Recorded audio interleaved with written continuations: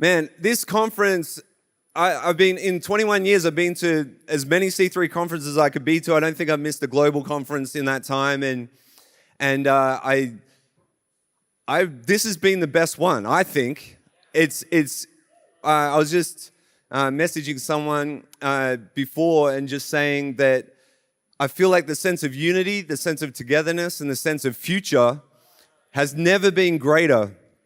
And I would just say, like what it says in Isaiah there, who has eyes to see that I'm doing a new thing, says the Lord. And this whole concept of I see is not a question of necessarily what the people on stage are seeing, but the question goes back to us in the congregation. And the question is, well, what do you see? That's the whole point. We only walk into the future that we see. And if you don't see it first when your eyes are closed, you'll never realize it when your eyes are open.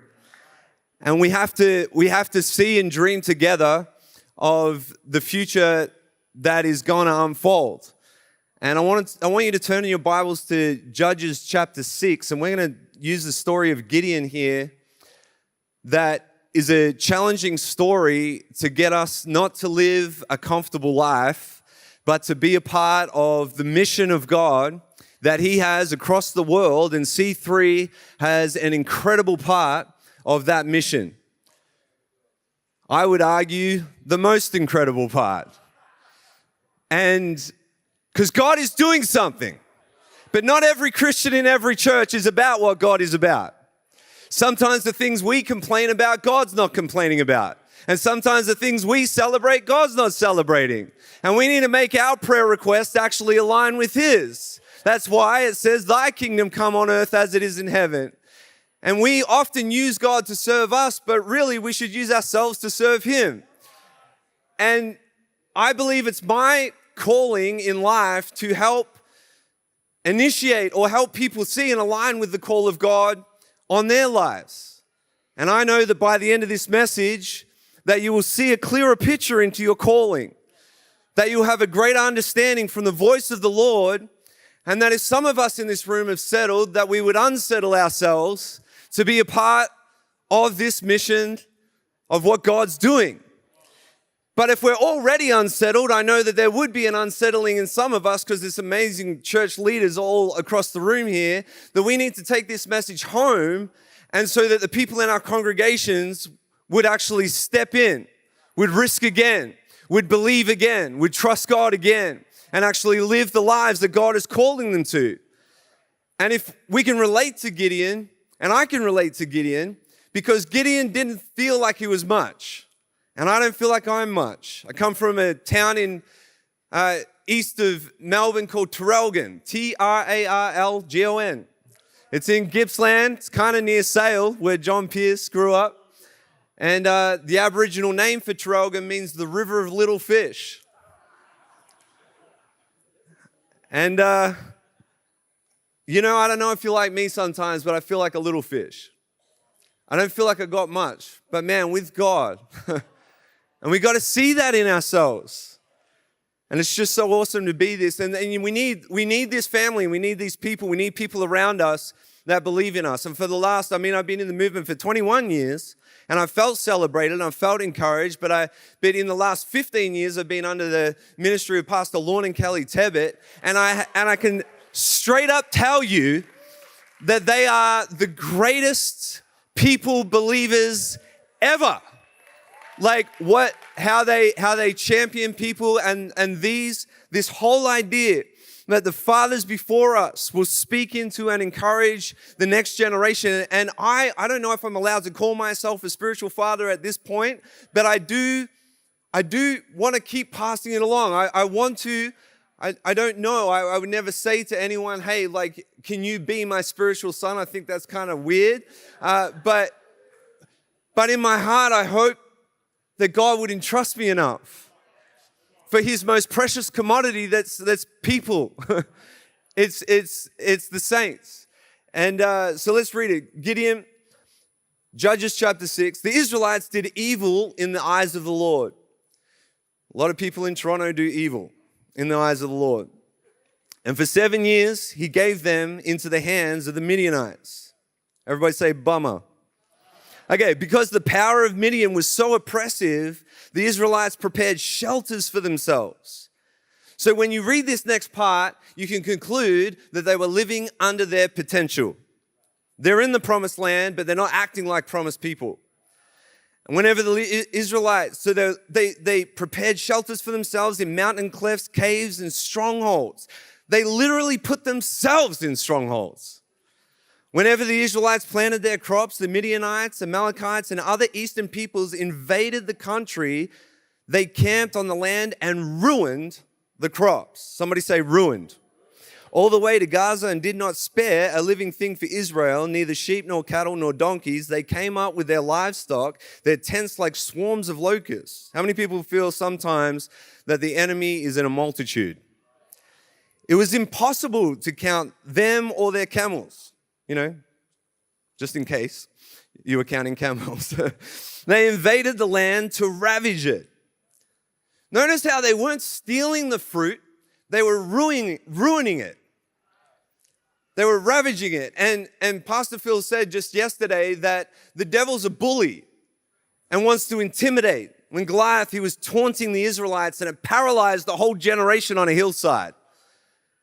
And morning and evening, we can get insecure. We can feel the intimidation of the devil that gets in the way of the way we're meant to be living.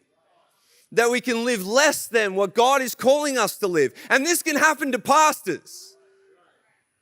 And there has been many temptations over the last few years to feel intimidated by the circumstances around us to live less than what God is calling us to. We can all fall suspect to this. I relate to Gideon. And so they're living in the promised land, but they're not living as they should. And so the Midianites, and they were so impoverished with the Israelites that they cried out to the Lord for help. It's good advice to cry out to the Lord in advance, so you don't need to cry out to him after the stuff hits the fan. I love that we're a prayer movement. So when they cried out to the Lord, prophet came, verse 10, I said to you, I am the Lord your God. He was reminding them of what is the problem here. Do not worship the gods of the Amorites whose land you live in, but you didn't listen to me. So the problem wasn't the enemy, the problem was themselves. And the angel of the Lord came and sat down under the oak in Ophrah that belonged to Joash the Bezrite, where the son of Gideon was threshing wheat in a winepress. Now, when you thresh wheat, you're meant to do it on a hilltop. So he was doing something in another location, not the way it was meant to be, but he was threshing wheat in a wine press. So it's kind of like obscure, to keep it from the Midianites. When the angel of the Lord appeared to Gideon, he said, the Lord is with you, mighty warrior. Well, if we look at Gideon in that moment, we might draw the conclusion that that's not a mighty act. It seems cowardly when you first look at it. And but God calls things even though they're not as though they are. Amen. Okay, somebody say read on. Okay, verse 13. Pardon me, my Lord, Gideon replied. But, okay, here's the problem. But if the Lord is with us, so he complains, why? He's perplexed, disillusioned, confused. Why has all this happened to us? This is what we were told. It's not what we pictured. Where are all the wonders of our ancestors that they told us about? Did not the Lord bring us up out of Egypt? But now the Lord has abandoned us. So he draws a pretty hasty conclusion right there. Seems he's actually speaking to God. And given us into the hand of Midian. The Lord turned to him and said, go in the strength you have. I love that when we do all that we can do and we trust God for the rest, man, then he can do all he can do. Save Israel out of Midian's hand. And he says this, am I not sending you? And that's the title of tonight's message. The same question God is asking across all our churches. There are people in our congregations that God is calling. And we need to align with the call of God because he is sending people. And then he says, pardon me again, pardon me, my Lord. Gideon replied, but how can I save Israel? My clan's the weakest, kind of like that dude from Traralgon, and my family's the least. And it kind of means that he doesn't feel like he's got any authority to do what he's doing. And the Lord answered, I will be with you, and you will strike down the Midianites, leaving none alive. And so what happens later, and we know the end of the story, is that Gideon and his army of 300 end up, and the conclusion of the story is that they end up defeating, and the Bible tells us there's 135,000 Midianite enemies. And with 300, they defeat this army where they had torches in clay jars, and they broke the clay jars, and the torches came out, and they prophesied and all the rest of it, and then they defeated the army, and the Midianites turned on themselves. I mean, it's a miracle, right? And there are miracles in our future that aren't going to make sense right now. And the problem wasn't that there was a threat from the enemy. The problem, as we've already concluded, is it was polytheistic worship. It was the adoption of other gods. That God is holy and set apart and wants his people to be holy. And this is actually in the same location where God establishes his covenant with Abraham, which is the covenant to not worship any other gods. And like in Toronto, I mean, like the idols of Baal and the Asherah poles and the things that Gideon was called to pull down, we're also called to pull them down. That we're meant to establish altars unto the Lord. People of worship in places of worship that don't worship multiple things, but just worship God. But in Toronto, we have many Christians that adopt many things that they worship, including probably, arguably, the worst Asherah pole that anyone in our city worships is the Asherah pole of self. It's the God of self. It's that spirit of mammon and that spirit of meanness instead of being about God. And he is Yahweh. And we need to be monotheistic in our worship. We need to and this was the problem. So until Gideon dealt with it, the enemy was going to remain. And God is looking for somebody. And I believe it's somebody in this room to take ground back for the kingdom that will tear down what is not of God and will lead nations back to covenant worship with God again. That is what we're about. That is what we're about. But here's the problem. There is a spirit that's trying to meddle with your calling. There's a thief that comes to steal, kill, and destroy and distract and get in there and get you living less than how you're meant to be living, get you pastoring less than how we're meant to be pastoring, feeling a sense of circumstance and intimidation by being surrounded by things that give us enough reason to feel paralyzed. I don't know what you were believing for in coming to conference, but I know that you were believing for a word from the Lord. I don't specifically know what it is. Thank God that he does. And he's speaking right now. But if the enemy can intimidate us, C3 is not going to step into the future that God has called us to step into. So we can't let the enemy win. We can't let whatever our financial situation is be the dictator of the fruit of our future. We can't let the limitations of how we believe we're gifted or not gifted to limit us for the fruit of our future.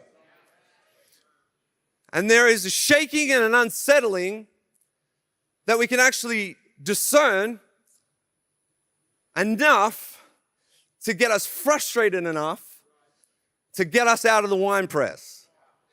And I don't know what wine press you're in right now, and I can find myself in there. Most of the time it's on Monday.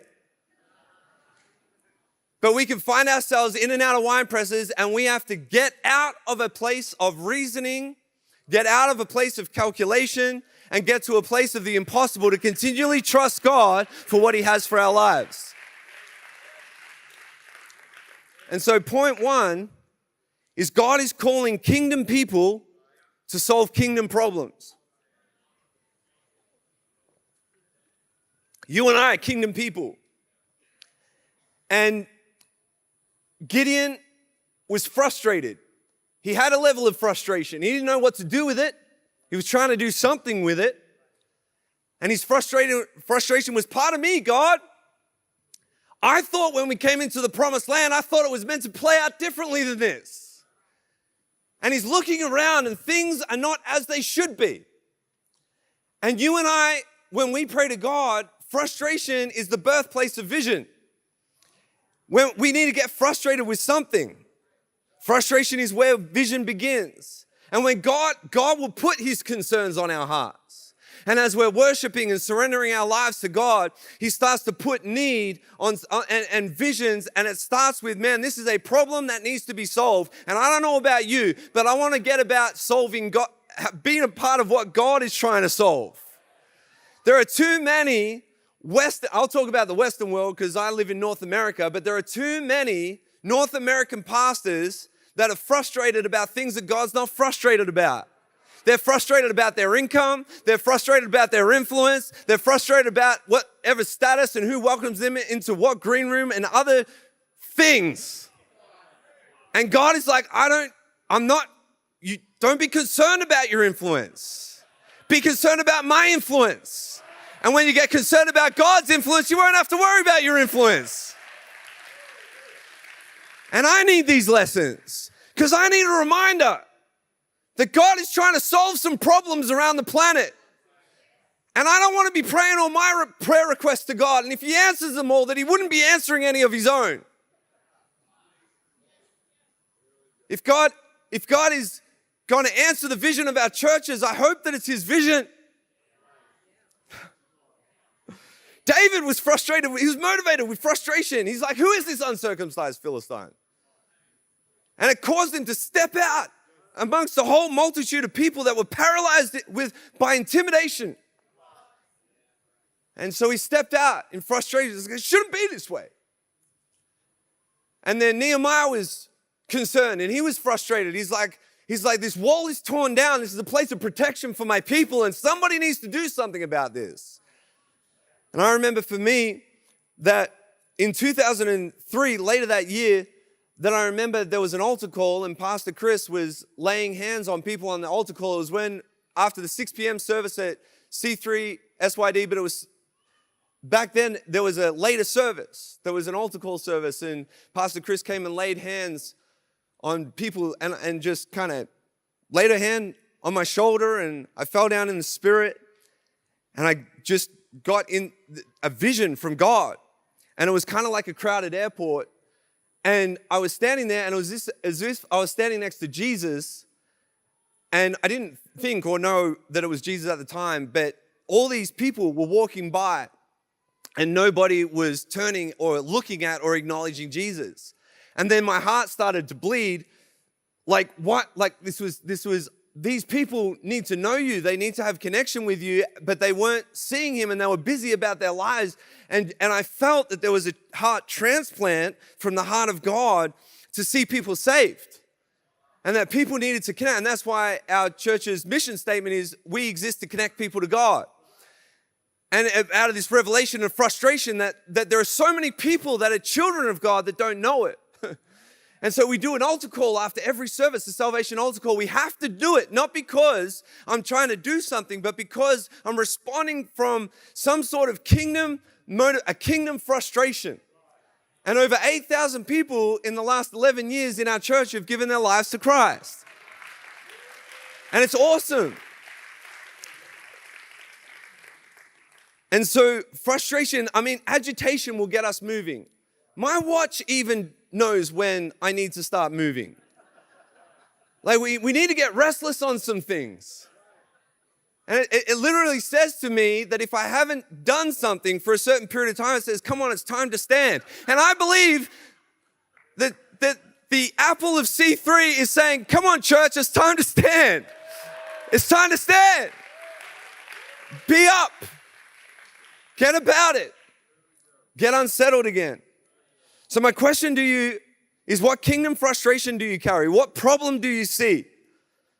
We must get frustrated with the right problem.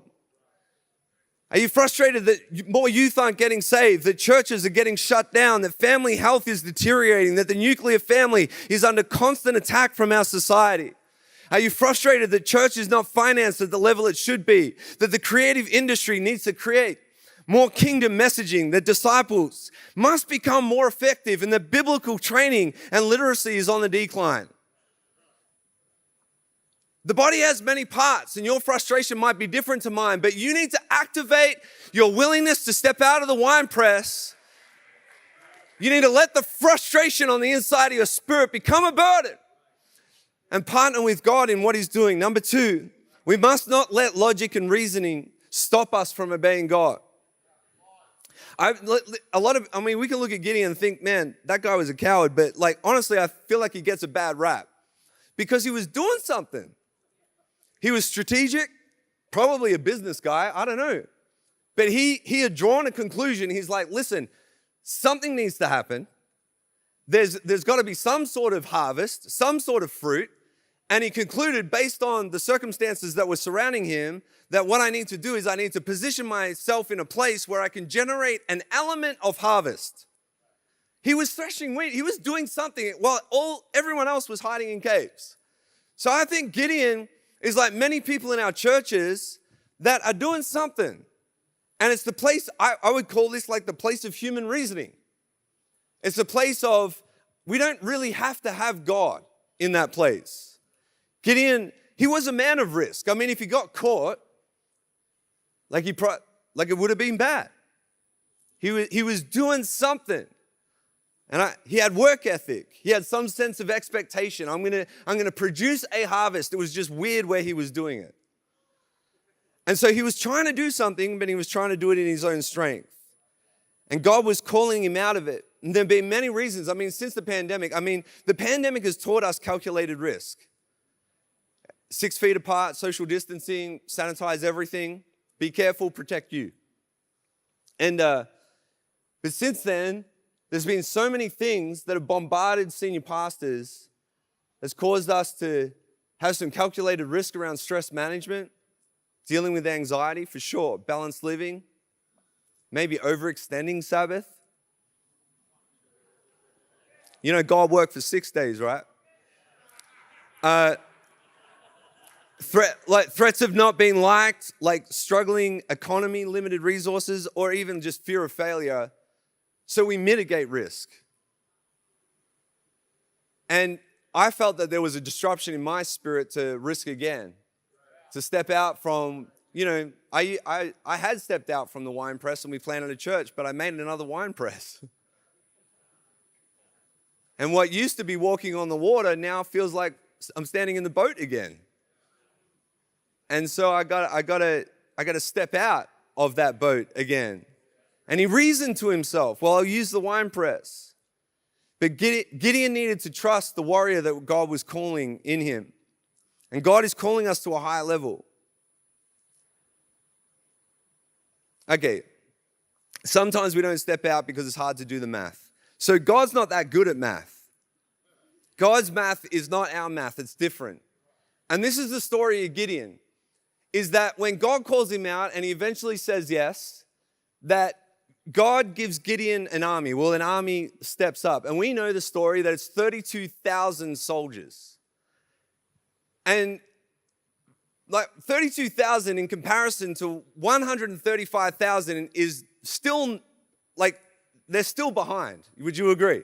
Okay, so that's a 1-to-4 ratio. But God looks at it and he says, listen, this isn't good. Because you will boast and you will say in your own strength that you have saved yourself. So it's a human reasoning, a human strengthness that God needed to obliterate. And God is speaking to you right now about something to step out in. But it probably doesn't make sense. And I'm asking you to not add the reasoning around and water it down to a place of human reasoning. Let God be God. And so he says, all right, just talk to everyone that's scared and we'll refine the number. So Gideon's like, there's probably not that many people. 22,000 leaving 10,000 left. And Gideon turns around, now we've got a 13-to-1 ratio. So he kind of turns around, he's like, don't worry, guys. He's like, okay, if one of you gets taken out, Don't sweat it. This is like an emergency alarm from heaven on the call of God on your life. But he's like, okay, if one of you gets taken out, it's all good. You got 26, right? You can handle if one of you gets, it's all good. But God's like, no, it's still not good enough. It still doesn't make me God enough in this story. And there's been, the history that we have in C3 teaches us that this is a faith movement where God has done some insane things that don't make any sense. And I know the next generation stepping into the future of what has for C3 is that we need to let God be God. We need to believe God enough for him to be God. And we need to step out in a way that keeps the story going. The price has been paid too much over the last 44 years for us to start to play it conservative. So he's like, we need to make this even more ridiculous. So he's like, okay, go and get a drink because you're probably going to be thirsty. And anyone that cups the water with their hands, okay, they're going to be in. Anyone that puts their face down to the ground, they're out. Okay, you can't tell them what to do yet, all right? So they went down and did it. Now only 300 of the 10,000 were left. I could just sense Gideon going like, dang it. And there's something just, when I was studying this passage of scripture, there's something that I feel like is remarkable about the Jezreel Valley where this happened. The ratio is 450 to 1. That's crazy. I mean, if you can fight against 450 people, you're awesome. Bass could probably do it. But 200 years later, in the same Jezreel Valley, there was a guy by the name of Elijah that was facing a 450 to 1 problem. 200 years later, I don't know.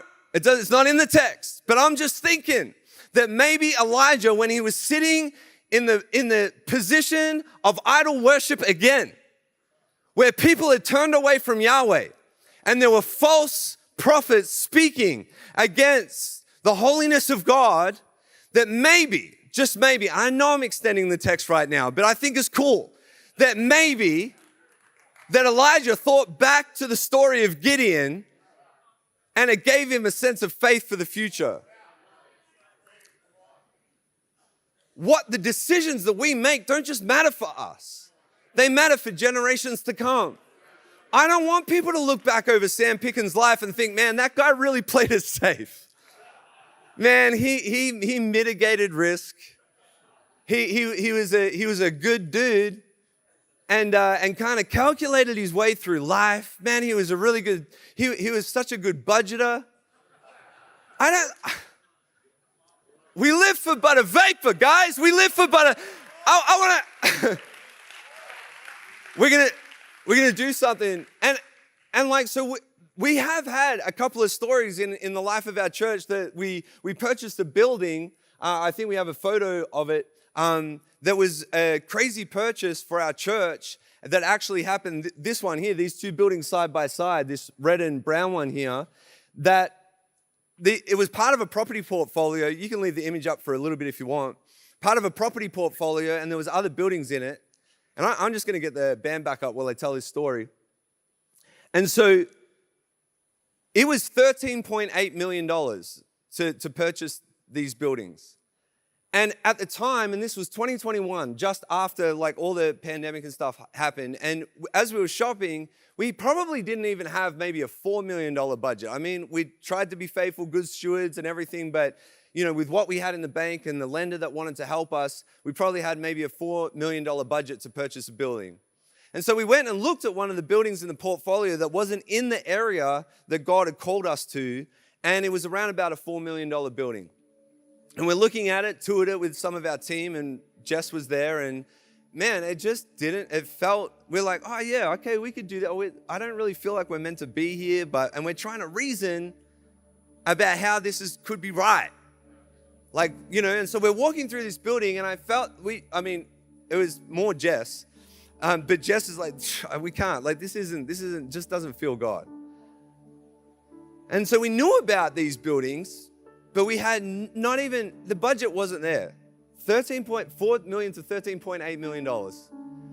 And so I'm praying just in my normal prayer time, and I felt God say, it's yours. Now, the crazy thing about these buildings is that the red one there in that bottom corner near that truck, there's a studio in there, which is studio number 1, and this building is broken up into a whole bunch of little music rooms.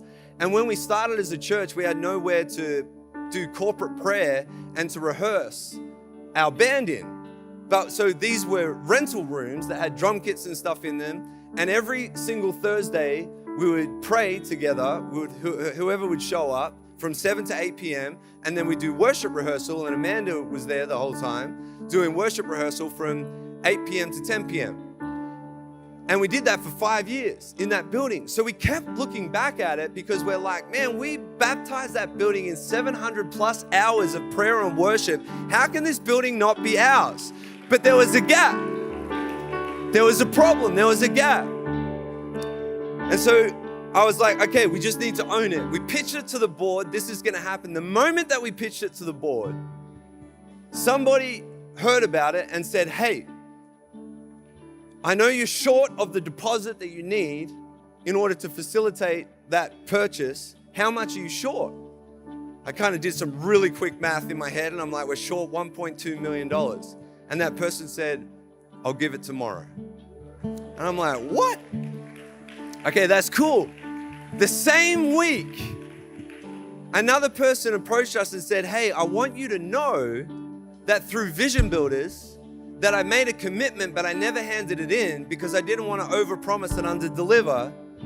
And my commitment, I've kept it in my Bible, but I haven't, and I felt, and now I've sold this part of my business, and I can actually fulfill my commitment, and it just so happened to fall on this week.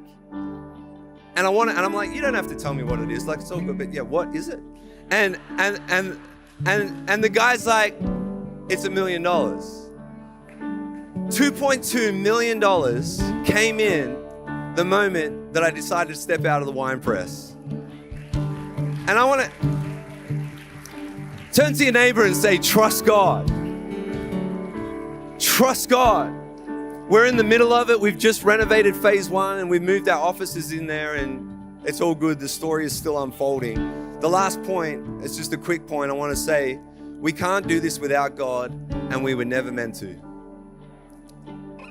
We were never meant to. Gideon argued with God and said, hey, I'm the weakest, I'm the least. And it's kind of funny that God seems to call the weakest things to do the things that require the most strength. God seems to call the least to do the things that require the most courage. And my Bible says in 1 Corinthians chapter 1, verse 26 and 27, that brothers and sisters, think of what you were when you were called.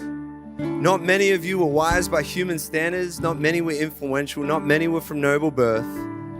But God chose the foolish things of the world to shame the strong. God chose you, the weak things of the world, to shame the strong.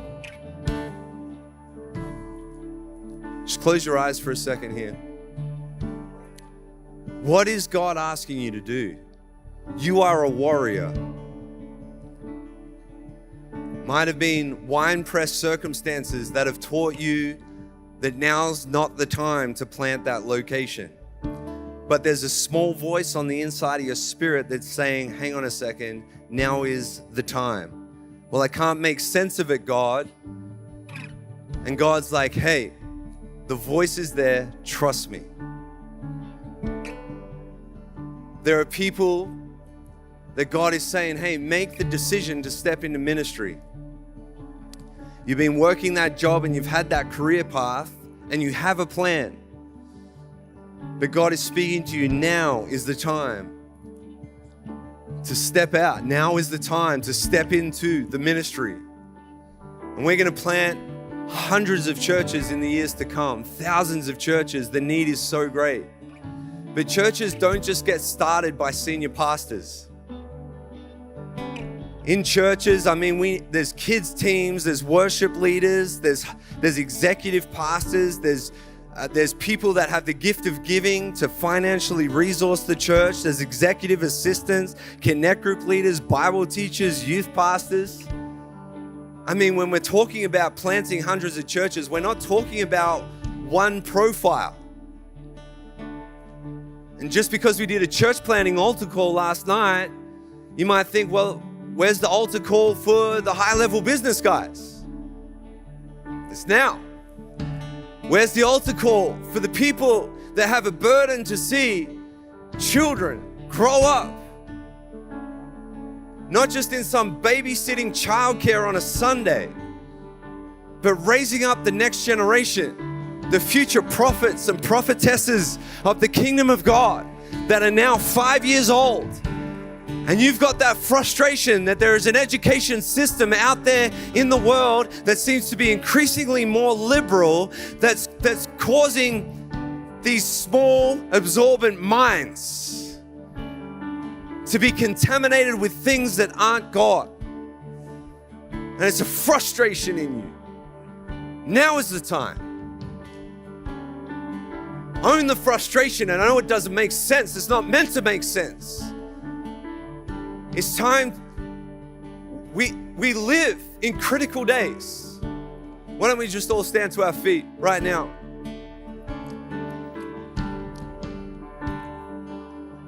I don't know exactly who I'm talking to, but if you feel like that you're somebody, that God is calling you to make a move. God is calling you to step out. God is calling you that there is something that doesn't seem to make a whole lot of sense. It might be planting a church. You might not have been at the altar call yesterday because you rationalized why it's not you. It might be a call to youth ministry and raising up the next generation. And you're trying to rationalize how to make ends meet. And God's like, can you leave that alone for a second? And can you listen to the call of God? Because He's saying, am I not sending you? And what I want you to do is, if you feel that now is the time to step out, now is the time to believe God again. Maybe there is pastors here and you're doing church in a safe way. And it's like, man, I needed this. I needed a reminder that I didn't start this thing in a safe way. We were never meant to do it in a safe way. And then I need to rattle the cage again of my own vision. I needed to start to believe again in a way that will radicalize our story so that people will trust and believe God. That I need to make decisions for generations to come. And I need to unsettle myself. Maybe that's you. And if that's you, what we're going to do is we're going to get the regional directors activated again, and we're going to be laying hands on people and praying for people that you would see what God sees and that you would understand that God is sending you. And I know that this will be the first step of many steps of obedience that will unlock an insane story. That as this unfolds, there will be so much fruit in conferences to come. We will see and hear the stories that will result from a birthing that happened right here, right now, tonight. So if that's you, if you're like, yeah, I want to hear the voice of God. I want to see what He's seeing. I want to be burdened with a frustration from heaven.